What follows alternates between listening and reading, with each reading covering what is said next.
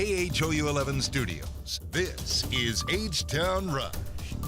Struggling to contain the largest outbreak in Europe, Italy makes the decision to go on lockdown. Earlier, people were still out and about despite the prime minister telling everyone in the country to stay home. Now, we haven't heard of any drastic measures here, but what does it mean for Americans who plan to travel there? We're going to break it down straight ahead. Good morning to you. It's Tuesday.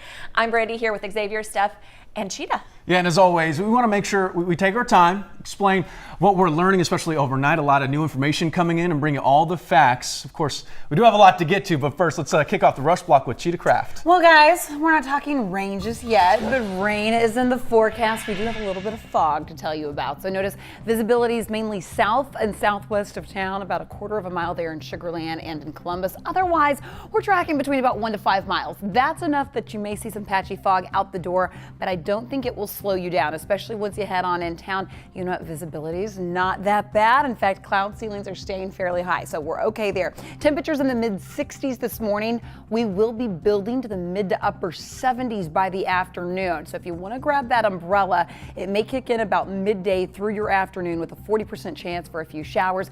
Otherwise, Steph, we're talking heat and humidity. I'll send it over to you. All right, Cheetah, good morning to you. 5:02. Let's get you to our first crash of the morning. 2 cars involved here. It's taking up residents in the 2 right lanes eastbound side of the South Loop at Kirby, so this is very close to NRG. You seem to be getting by it just fine. If that changes for whatever reason, I will let you know. I don't think that's going to be the case because all the help that needs to be on scene to clear it is already there, and they got there very quickly, so that is a great sign for you. As we start off our morning, we are seeing a whole lot of green on the big map, so our entire viewing area, for the most part, you're moving at tip-top speeds anywhere you want to go in any direction on any freeway, so I like that, and especially wonderful in Katy because Katy ISD celebrating spring break this week, so you're going to get a nice treat with lighter than normal traffic flow starting from 99 all the way into downtown, and that's going to be the case all the way through Friday. Xavier. All right, Steph, now to breaking news. A driver going the wrong way causes a deadly crash. Here's a full look at the aftermath. Here you can see the truck right there on its side. This happened in Richmond in the southbound lanes of the Grand Parkway near Belfort. The wrong way driver was going northbound when they collided with another car. We're not sure how many people were involved in this crash or how they're doing this morning. City streets, stadiums, and landmarks usually bustling with people. Empty and quiet in Italy. All this after the country went on lockdown in hopes of preventing the spread of coronavirus. Our Janelle Ford is live at Bush Airport on how this could impact your travel at home. Janelle. Well, Xavier, currently the CDC has Italy under a level 3 travel warning.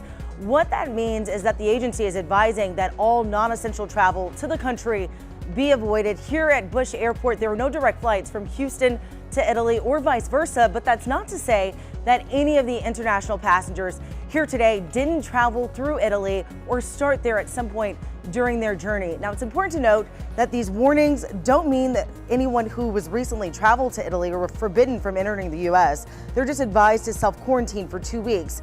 But it does mean if you have a trip scheduled to Italy coming up, you'll want to check your travel insurance policy to see if changes and cancellations are allowed for unforeseen events. If not, you could be subject to airline normal rules and policies. Now, as for American travelers in the country now who found themselves caught in the quarantine, officials say they'll have to ride this thing out. The U.S. State Department says American embassies are still operating in Italy, but only for emergency situations. The U.S. Embassy in Rome says Italian officials have been monitoring the temperatures of flyers leaving the country since last week. And if you have a temperature over 99.5 degrees, they are not allowing you to board a plane out of Italy. Sending it back to you guys in the studio. Janelle live at Bush Forest. She touched on Italy applying those new restrictions to its people. That is just one example of countries taking drastic measures to prevent the spread of the coronavirus. Israel now requires anyone entering the country to self-quarantine for 14 days. And Ireland canceled all its St. Patrick's Day parades, including the one in Dublin. Now, France's ban on events of more than 1,000 people forced Madonna to cancel 2 of her shows there. Back here in the U.S., Coachella organizers are working to postpone the event to October instead of having to cancel it altogether. Pearl Jam is doing the same thing, postponing the first leg of its tour. The band posted a whole thread saying it's going to get worse before it gets better, and they're really trying to keep the safety and well-being of supporters as a top priority. Sports leagues making similar calls. The MLB, NBA, NHL and MLS are closing locker room access to the media. They released this joint statement saying that it is a temporary change, and the NBA did promise to restore full access once the coronavirus abates. Finally, not even game shows are immune. Some of them, like Jeopardy and Wheel of Fortune, will tape without live audiences for the time being. A lot of precautionary moves there. All right, Brandy, COVID-19 is creating some other major headlines this morning. So here are 3 things you want to know about today. Number 1, President Trump wants Congress to pass a payroll tax relief package. The goal of this is to lessen the amount of money the government withholds from workers' paychecks. Trump says a relief package like this would ensure people don't miss a paycheck. Number 2, passengers on the Grand Princess cruise ship are back on solid ground this morning. They got off the ship in Oakland, California yesterday. There were 21 confirmed cases of COVID-19 on that ship. Those passengers will now travel to military bases for quarantine in California, Georgia, and also here in Texas. And number 3, China's President Xi Jinping visited Wuhan for the first time since December. The city has been on lockdown since late January to help contain the virus. Many see his visit as a sign that the worst may now be over, at least in the epicenter of that outbreak. For more information on the coronavirus, just text the word FACTS to the number on your screen there. It's 713-526-1111. Our coronavirus coverage continues as your Rush Block rolls on. Education-related unions share multiple coronavirus concerns. One of them has to do with properly cleaning schools. The union that represents HISD custodians believes more time and stronger disinfectants may be needed to make sure areas are clean. But the district says extra steps have already been taken. Meanwhile, the teachers union has questions regarding pay.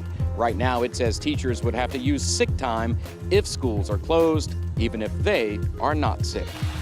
For this vaccine, I think you want to keep very conservative timelines and be very careful. World-renowned vaccine expert in Houston, Dr. Peter HTownRush says it could take 2 to 3 years to develop a coronavirus vaccine. He warns against rushing through the process and fears doing so could cause problems and potentially make individuals worse. The goal should be to ensure it's safe and have it ready to go and stockpiled for the future. Another big day in the race for the White House. Voters in 6 more states head to the polls today. The biggest prize for Joe Biden and Bernie Sanders is Michigan. Prince Harry and Meghan Markle made their last official appearance as senior members of Britain's royal family. They attended the annual Commonwealth Church service at Westminster Abbey, but the two were not a part of the royal procession and were escorted to their seats. The couple's last day as working royals will be the 31st. Harry will remain 6th in line to the throne. Astros ace Justin Verlander is out.